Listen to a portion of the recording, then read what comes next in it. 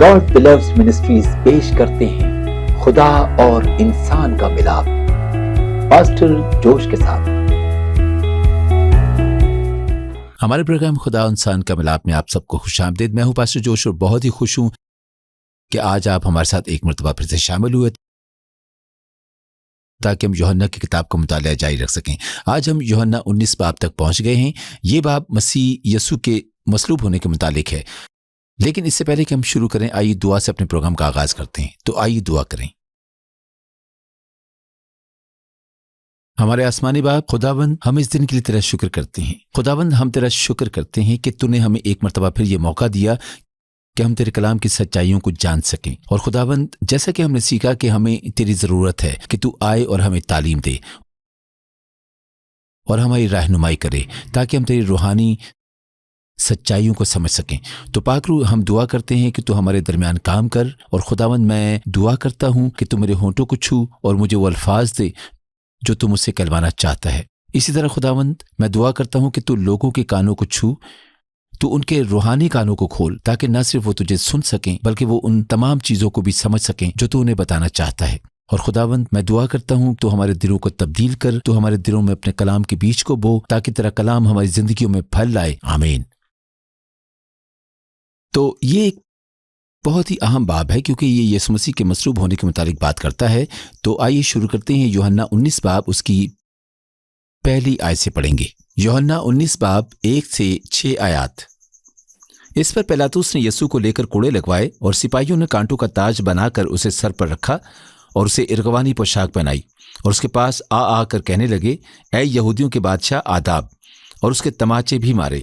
پیلاطس نے پھر باہر جا کر لوگوں سے کہا کہ دیکھو، میں اسے تمہارے پاس باہر لے آتا ہوں تاکہ تم جانو کہ میں اس کا کچھ جرم نہیں پاتا۔ یسوع کانٹوں کا تاج رکھے اور ارغوانی پوشاک پہنے باہر آیا، اور پیلاطس نے ان سے کہا، دیکھو یہ آدمی۔ جب سردار کاہن اور پیادوں نے اسے دیکھا تو چلا کر کہا، مصلوب کر، مصلوب۔ پیلاطس نے ان سے کہا کہ تم ہی اسے لے جاؤ اور مصلوب کرو، کیونکہ میں اس کا کچھ جرم نہیں پاتا۔ بس ہم یہیں تک پڑھتے ہیں اور اس حصے کے متعلق بات کرتے ہیں۔ غور کیجئے کہ اگرچہ پیلاطس کو یسوع مسیح کا کوئی جرم نظر نہیں آیا تو بھی اس نے یسوع کو کوڑے لگوائے۔ اس نے پھر بھی سپاہیوں کو یہ اجازت دی کہ وہ کانٹوں کا تاج بنائیں اور اس کے سر پر رکھیں اور یسوع مسیح کا مذاق بنائیں اور اس پر تشدد کریں۔ اور دراصل یسوع مسیح کو سپاہیوں نے کوڑے مارے، انہوں نے اس کی پیٹھ پر کوڑے مارے۔ تو سوال یہ ہے کہ سپاہیوں نے ایسا کیوں کیا؟ سپاہیوں نے یسوع مسیح کی پیٹھ پر کوڑے مارے۔ سپاہیوں نے یسوع مسیح کی پیٹھ پر کوڑے کیوں مارے؟ کیا آپ کو معلوم ہے کہ یسوع مسیح کو دراصل معلوم تھا کہ یہ ہوگا؟ وہ کسی مقصد کے تحت رومی حکومت کے دور میں زمین پر آیا۔ اگر یسوع مسیح صرف ہماری نجات کو حاصل کرنا چاہتا تھا، یا وہ صرف ہماری خاطر صلیب پر اپنی جان دینا چاہتا تھا، کیونکہ بائبل مقدس کہتی ہے کہ جو کوئی بھی صلیب پر لٹکایا جاتا تھا وہ ملعون ٹھہرایا جاتا تھا، تو یسوع مسیح صلیب پر لٹکایا گیا تاکہ وہ ہمارے لیے لعنتی ٹھہرایا جا سکے، تو پھر وہ تاریخ میں کسی بھی اور وقت زمین پر آ سکتا تھا۔ وہ رومی حکومت کے دور میں ہی کیوں آیا؟ کیونکہ اسے کوڑے کھانے کی ضرورت نہیں تھی، تو یسوع مسیح صلیب پر لٹکایا گیا تاکہ وہ ہمارے لیے لعنتی ٹھہرایا جا سکے۔ اسے اپنے سر پر تاج پہننے کی ضرورت نہیں تھی، بلکہ اسے اپنے سر پر کانٹوں کا تاج پہننے کی ضرورت نہیں تھی، اور اسے سپاہیوں کی لعن طعن برداشت کرنے کی ضرورت نہیں تھی۔ وہ کسی اور وقت پر آنے کا انتخاب کر سکتا تھا اور وہ ایک کامل زندگی گزار سکتا تھا، اور پھر اپنی زندگی کے آخر میں وہ صلیب پر لٹکا دیا جاتا، اور ایسا کر کے بھی وہ دراصل ہمارے لیے تبادلہ کر سکتا تھا۔ ہمارے گناہ اس پر لاد دیے جاتے اور اس کی راست بازی ان لوگوں کو دے دی جاتی جو اس پر ایمان رکھتے ہیں۔ تو پھر یسوع مسیح نے خاص طور پر رومی حکومت کے دور میں ہی آنے کا انتخاب کیوں کیا؟ یسوع مسیح نے خاص طور پر یہ تشدد برداشت کرنے کا انتخاب کیوں کیا؟ اس نے سپاہیوں سے کوڑے کھانے کا انتخاب کیوں کیا؟ یہ ہماری نجات حاصل کرنے کے لیے نہیں تھا، یا ہماری نجات کو جیتنے کے لیے نہیں تھا، بلکہ بائبل مقدس اس بات کو واضح کرتی ہے کہ جو کوڑے اس کی پیٹھ پر مارے گئے، وہ کوڑا جس سے سپاہیوں نے اسے مارا، جو زخم اس نے اپنی پیٹھ پر برداشت کیے، تاکہ وہ ہماری شفا کو جیت سکے۔ یسایہ 53 باب اس کی 5ویں آیت میں مرقوم ہے کہ اس کے مار کھانے سے وہ کوڑے جو سپاہیوں نے اسے مارے، اسی کے وسیلہ سے ہم نے شفا پائی۔ کیا آپ جانتے ہیں کہ ایک ایسا ہتھیار تشدد کے لیے، ایک ایسا آلہ جو مورخین نے بتایا کہ یسوع مسیح پر استعمال کیا گیا، وہ دراصل ایک ایسا کوڑا ہے جس کے آخر میں 9 اور کوڑے تھے۔ تو یہ صرف ایک ہی کوڑا نہیں تھا، بلکہ جب کوئی آپ کو کوڑا مارتا تھا تو یہ جسم کے 9 مختلف حصوں پر لگتا تھا۔ تو صرف ایک کوڑا آپ کے 9 مختلف حصوں کو زخمی کرتا تھا، تو یہ درد کو بڑھاتا تھا اور یہ تشدد کو بڑھاتا تھا۔ لیکن صرف یہی نہیں، بلکہ اس کوڑے کے اندر تیز نوکیلے پتھر یا ٹوٹے ہوئے برتنوں کے تیز حصے لگے ہوتے تھے۔ تو جیسے ہی کوڑا جسم کو چھوتا تھا تو وہ پتھر جسم کے اندر چلے جاتے تھے، اور بعض اوقات وہ جسم میں کھپ جاتے تھے۔ تو جب سپاہی کوڑا مار کر پیچھے ہٹتا تھا تو اس میں اس کی چمڑی کا کچھ حصہ بھی ساتھ ہی آ جاتا تھا۔ تو جن حالات سے یسوع مسیح گزرا ہے، یہ کوئی آسان چیز نہیں ہے۔ وہ دراصل بہت سے درد سے گزرا ہے، وہ دراصل بے شمار تشدد سے گزرا ہے، اور جیسا کہ میں نے کہا، اگر صرف ہماری نجات کو جیتنا چاہتا تھا، اگر وہ صرف ہماری نجات کو جیتنا چاہتا تھا تو اسے اس سب سے گزرنے کی ضرورت نہیں تھی۔ لیکن یسوع مسیح نے اس دور میں آنے کا انتخاب کیا۔ وہ اس بات سے بخوبی واقف تھا کہ صلیب پر لٹکائے جانے سے پہلے، جو کہ ایک بہت ہی بری چیز ہے، اسے اس درد اور اس تشدد سے گزرنا پڑا۔ بلکہ انجیل کے دوسرے حصوں میں یا دوسری اناجیل یعنی متی، مرکز اور لوکا میں یہ مرقوم ہے کہ یسوع مسیح پر اس قدر تشدد کیا گیا کہ وہ اپنی صلیب نہیں اٹھا پا رہا تھا۔ اس نے آدھے رستے میں اپنی صلیب اٹھائی، لیکن وہ اس جگہ تک صلیب نہ اٹھا سکا جہاں اسے مصلوب کیا جانا تھا، کیونکہ وہ جسمانی طور پر بہت تھک چکا تھا۔ وہ جسمانی طور پر اس قدر تھک چکا تھا کہ وہ یہ نہیں کر سکا۔ تو ہم دیکھ سکتے ہیں کہ جن چیزوں سے یسوع مسیح گزرا، یسوع مسیح خاص طور پر اس درد، ذلت اور تشدد سے واقف تھا جس سے اس نے گزرنا تھا۔ یہاں تک کہ صلیب پر لٹکائے جانے سے پہلے وہ سب کچھ جانتا تھا، اور پھر بھی وہ اس درد سے گزرا تاکہ اس کے مار کھانے سے ہم شفا پا سکیں۔ تو ہم دیکھ سکتے ہیں کہ جن چیزوں سے یسوع مسیح گزرا، یسوع مسیح خاص طور پر اس درد، ذلت اور تشدد سے واقف تھا۔ کیا آپ دیکھ سکتے ہیں کہ یسوع مسیح ہم سے کس قدر محبت کرتا ہے؟ نہ صرف اس نے ہماری ابدی نجات کی پرواہ کی جو اس نے صلیب پر ہماری خاطر اپنی جان دے کر حاصل کی، بلکہ وہ ہماری جسمانی تندرستی کی بھی پرواہ کرتا ہے، وہ ہماری شفا کی بھی پرواہ کرتا ہے، اور اسی لیے اس نے اپنی مرضی سے اس سارے دکھ سے گزرنے کا انتخاب کیا۔ ایک مرتبہ پھر یسایہ 53 باب اس کی 5 آیت اس نبوتی کلام کو پورا کرتی ہے کہ یسوع مسیح کے مار کھانے سے ہم نے شفا پائی ہے۔ تو کیا آپ دیکھ سکتے ہیں کہ وہ ہم سے کس قدر محبت کرتا ہے؟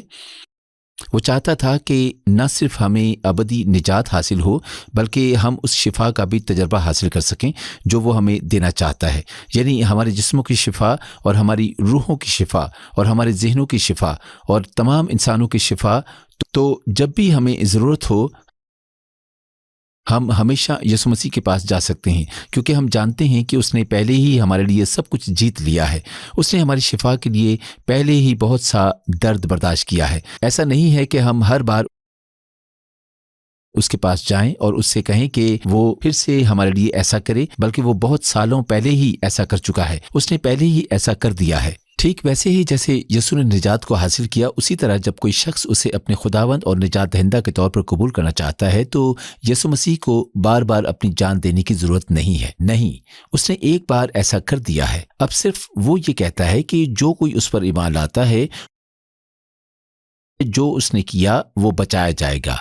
اسی طرح شفا کو بھی پہلے سے ہی ہمارے لیے صلیب پر جیت لیا گیا۔ جب پیلاطس نے اسے کوڑے لگوائے تو اسی وقت ہماری شفا کو جیت لیا گیا تھا، اور اسی طرح یہ ہمارے پاس پہلے سے دستیاب ہے، اور وہ صرف ہم سے اتنا چاہتا ہے کہ ہم اس پر ایمان لائیں کہ اس نے پہلے سے ہی ہمارے لیے اسے جیت لیا ہے۔ اس کے مار کھانے سے ہم نے شفا پائی ہے۔ اسی لیے ہمیں یہ اعتماد ہے کہ جب بھی ہم یسوع مسیح سے یہ کہیں گے کہ وہ آئے اور ہمیں شفا دے تو وہ ہمارے لیے ایسا کرے گا، اور ہمیں اس بات پر ایمان رکھنا چاہیے۔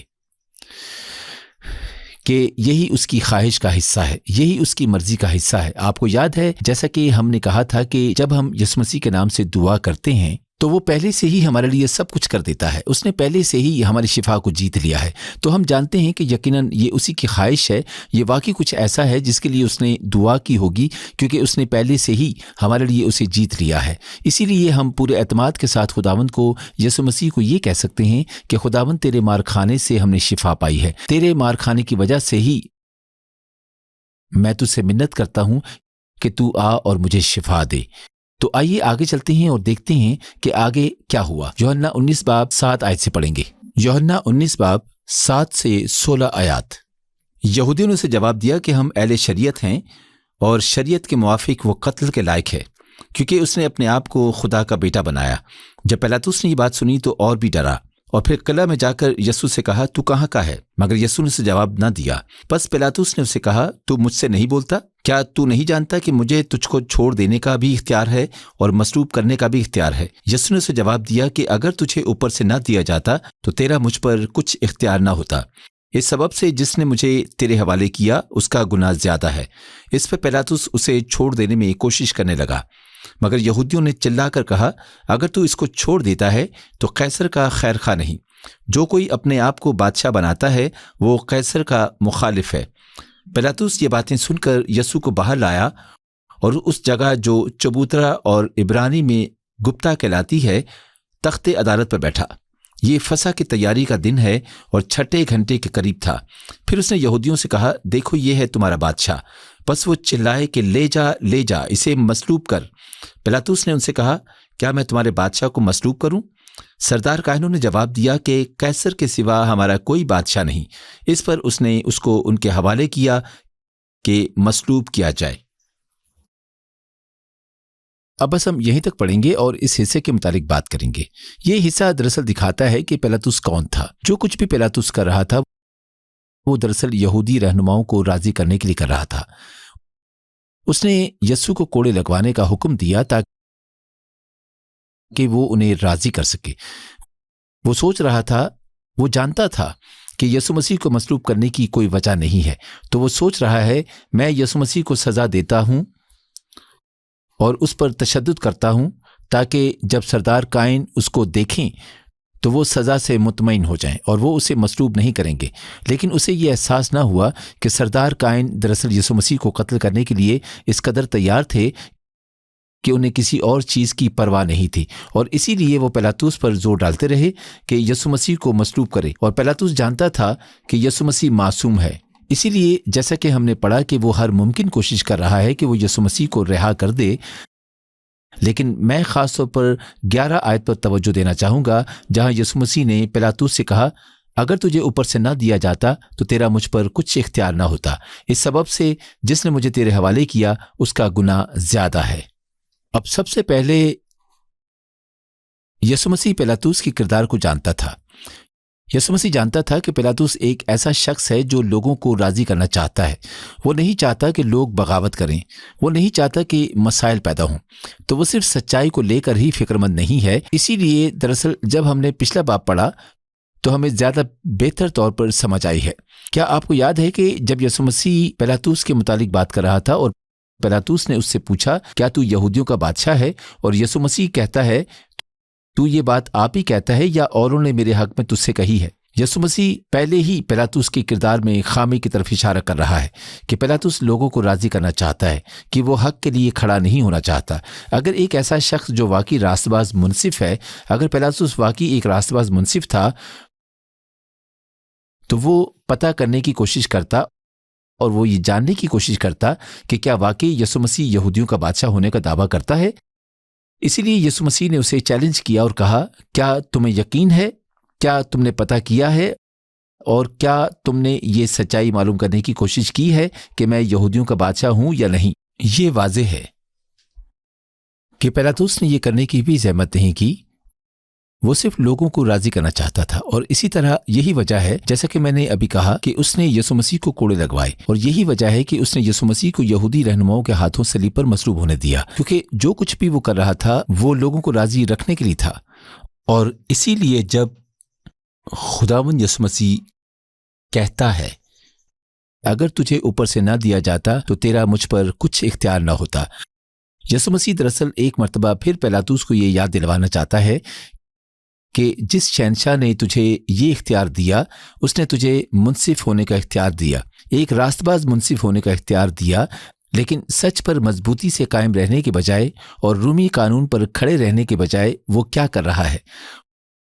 وہ صرف یہودی رہنماؤں کو راضی کر رہا ہے۔ وہ وہی سب کچھ کر رہا ہے جو یہودی رہنما اسے کروانا چاہتے ہیں، اور ایک ایسے شخص کو مصلوب کرنا ہے جو جانتا ہے کہ وہ معصوم ہے۔ تو اس وجہ سے یسوع مسیح کہتا ہے، اس سبب سے جس نے مجھے تیرے حوالے کیا اس کا گناہ زیادہ ہے۔ تو یسوع مسیح نے پیلاطس کو معاف نہیں کیا۔ غور کیجئے، یسوع مسیح کہتا ہے کہ تمہیں معاف نہیں کیا جا سکتا کیونکہ تم سچائی پر قائم نہیں رہے، تم راست باز منصف نہیں بن سکے، یہاں تک کہ قیصر نے بھی جس انصاف کے لیے تمہیں یہاں رکھا تم وہ نہیں کر سکے۔ اسی لیے تمہارا گناہ ان لوگوں کے گناہ سے زیادہ بڑا تو نہیں ہو سکتا جنہوں نے مجھے تمہارے حوالے کیا ہے، لیکن تو بھی تم نے گناہ کیا ہے۔ اس کا یہ مطلب نہیں ہے کہ جو کچھ بھی وہ کر رہے ہیں تم اس سے آزاد کر دیے گئے ہو، نہیں، تم بھی اس کا حصہ ہو اور تم بھی ذمہ دار ہو۔ اسی لیے 12 آیت میں کہا گیا ہے کہ پیلاطس نے یسوع مسیح کو رہا کرنے کی پوری کوشش کی کیونکہ وہ جانتا تھا کہ جو کچھ بھی یسوع مسیح کہہ رہا ہے وہ صحیح ہے۔ لیکن آئیے پہلے اس شخص کے بڑے گناہ کے خیال کی طرف توجہ مرکوز کرتے ہیں جس نے یسوع مسیح کو پیلاطس کے حوالے کیا۔ اس کا گناہ سب سے بڑا تھا۔ اب ظاہر ہے کہ اس کہانی کو پڑھ کر بہت سے لوگ یہودی رہنماؤں کی طرف اشارہ کرنا چاہتے ہیں اور کہنا چاہتے ہیں کہ انہوں نے ہی یسوع مسیح کو مصلوب کرنے کے لیے پیلاطس کے حوالے کیا، اور یہی وہ لوگ ہیں جو پیلاطس کو مجبور کر رہے ہیں کہ وہ یسوع مسیح کو مصلوب کرے، اور یہ بالکل سچ ہے۔ لیکن ہمیں اس اصل مقصد کی طرف واپس جانے کی ضرورت ہے کہ یسوع مسیح زمین پر کیوں آیا اور یسوع مسیح کے صلیب پر مصلوب ہونے کی وجہ کیا ہے، اور پھر ہم دیکھیں گے کہ یہودی رہنماؤں سے بھی کہیں زیادہ بڑھ کر، پیلاطس سے بھی کہیں زیادہ بڑھ کر وہ وجہ ہے جس کی بنا پر یسوع مسیح صلیب پر لٹکایا گیا۔ ہم وہ وجہ ہیں جن کے لیے وہ اپنی مرضی سے صلیب پر مصلوب ہوا۔ تو اگر آپ واقعی کسی کو یسوع مسیح کی موت کا ذمہ دار ٹھہرانا چاہتے ہیں تو وہ ہم ہیں۔ ہم میں سے ہر ایک شخص ذمہ دار ہے، ہر انسان جس نے خداوند کے حضور بغاوت کی، جنہوں نے خداوند سے منہ موڑ لیا، اور اسی لیے یسوع مسیح زمین پر آیا۔ اسی لیے یسوع مسیح نے صلیب پر اپنی جان دی، اس نے اپنی مرضی سے صلیب پر اپنی جان دی تاکہ وہ ہماری نجات کو جیت سکے، تاکہ وہ ہمیں واپس آسمان کی بادشاہی میں داخل ہونے کا موقع دے سکے۔ تو اگر آپ کسی پر الزام لگانا چاہتے ہیں تو خود اپنے آپ پر الزام لگائیں۔ ہم ہی یسوع مسیح کے صلیب پر مصلوب ہونے کی وجہ ہیں، تو ہمیں دوسرے لوگوں کو الزام دینے کی ضرورت نہیں ہے۔ آئیے خود پر غور کریں اور اس بات کو قبول کریں کہ ہماری بغاوت کی وجہ سے، ہمارے گناہوں کی وجہ سے ہی یسوع مسیح صلیب پر موا، اور اس نے اپنی مرضی سے ایسا کیا کیونکہ وہ ہم سے بے حد محبت کرتا ہے۔ تو اس وقت مجھے موقع دیں کہ میں ان تمام لوگوں کو دعوت دے سکوں جنہوں نے کبھی یسوع مسیح کو اپنے خداوند اور نجات دہندہ کی حیثیت سے قبول نہیں کیا، اور جب آپ نے مجھے یہ سب کہتے ہوئے سنا، جیسے آپ یہ کلام پڑھ رہے ہو، بائبل مقدس پڑھ رہے ہیں، تو میرا ایمان ہے کہ آپ کے دل میں خداوند کو جاننے کی خواہش پیدا ہوئی ہے۔ یہ خداوند آپ سے بے حد محبت کرتا ہے جس نے ہماری بغاوت کی وجہ سے صلیب پر اپنی جان دی۔ وہ یسوع مسیح خدا کا بیٹا ہم سے اس قدر محبت کرتا ہے کہ اپنی مرضی سے اس نے ایسا کیا تاکہ وہ ہمارے لیے واپس خدا کے خاندان میں شامل ہونے کا راستہ کھول سکے، تاکہ ہم خداوند خالق خدا کے ساتھ رشتہ قائم کر سکیں۔ تو اگر آپ ایسا کرنا چاہتے ہیں تو میں آپ سے گزارش کروں گا کہ میرے ساتھ مل کر یہ دعا کریں اور کہیں، میرے آسمانی باپ، خداوند میں تیرے حضور اس بات کا اقرار کرتا ہوں کہ میں نے تیرے خلاف بغاوت کی اور میں نے تجھ سے منہ موڑ لیا، اور میں نے اپنی زندگی اپنی مرضی سے گزارنا چاہی، لیکن جب میں نے ایسا کیا تو مجھے یہ احساس ہوا کہ یہ ٹھیک نہیں ہے۔ تو خداوند اس وقت میں تجھ سے اس بات کا اقرار کرتا ہوں اور دنیا سے بھی اس بات کا اقرار کرتا ہوں، اور میں یسوع مسیح کی میری خاطر صلیب پر دی گئی قربانی کو قبول کرتا ہوں، اور میں یہ قبول کرتا ہوں کہ اس نے میرے گناہوں اور میری بغاوت کی خاطر صلیب پر اپنی جان دی، اور اسی طرح اس نے مجھے وہ تمام برکات دے دیں جن کا حقدار وہ خود تھا، اور ان برکات میں سے ایک برکت یہ ہے کہ مجھے اس کی راست بازی حاصل ہوئی ہے، اور اسی وجہ سے میں واپس خداوند کے خاندان کا حصہ بن سکتا ہوں۔ میں ان تمام برکات سے لطف اندوز ہو سکتا ہوں جو خداوند اپنے فرزندوں کو دینا چاہتا ہے۔ خداوند تیرا شکر ہو، اور آج سے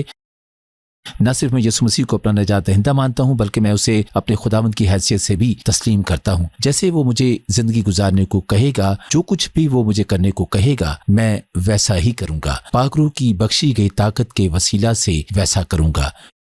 یسوع مسیح کے نام سے میں یہ دعا مانگتا ہوں، آمین۔ تو آئیے آگے چلتے ہیں اور اپنے حوالے کی طرف واپس جاتے ہیں۔ یوحنا 19 باب اور اس کی 17 آیت سے پڑھیں گے۔ یوحنا 19 باب 17 سے 22 آیات۔ اور وہ اپنی صلیب آپ اٹھائے ہوئے اس جگہ تک باہر گیا جو کھوپڑی کی جگہ کہلاتی ہے، جس کا ترجمہ عبرانی میں گلگتا ہے۔ وہاں انہوں نے اس کو اور اس کے ساتھ اور 2 شخصوں کو مصلوب کیا، ایک کو ادھر ایک کو ادھر، اور یسوع کو بیچ میں۔ اور پلاطوس نے ایک کتابہ لکھ کر صلیب پر لگا دیا، اس میں لکھا تھا یسوع ناصری یہودیوں کا بادشاہ۔ اس کتابہ کو بہت سے یہودیوں نے پڑھا، اس لیے کہ وہ مقام جہاں یسوع مصلوب ہوا شہر کے نزدیک تھا، اور وہ عبرانی، لاطینی اور یونانی میں لکھا ہوا تھا۔ بس یہودیوں کے سردار کاہنوں نے پلاطوس سے کہا کہ یہودیوں کا بادشاہ نہ لکھ، بلکہ یہ کہ اس نے کہا میں یہودیوں کا بادشاہ ہوں۔ پلاطوس نے جواب دیا کہ میں نے جو لکھ دیا وہ لکھ دیا۔ اب بس ہم یہیں تک پڑھتے ہیں اور اس حصے کے متعلق بات کرتے ہیں۔ پلاطوس نے جو لکھا تھا کہ یسوع یہودیوں کا بادشاہ ہے، وہ اسے اس لیے تبدیل نہیں کرنا چاہتا تھا کیونکہ پلاطوس جانتا تھا کہ اس کے پاس یسوع مسیح کو مصلوب کرنے کی کوئی بھی وجہ نہیں ہے۔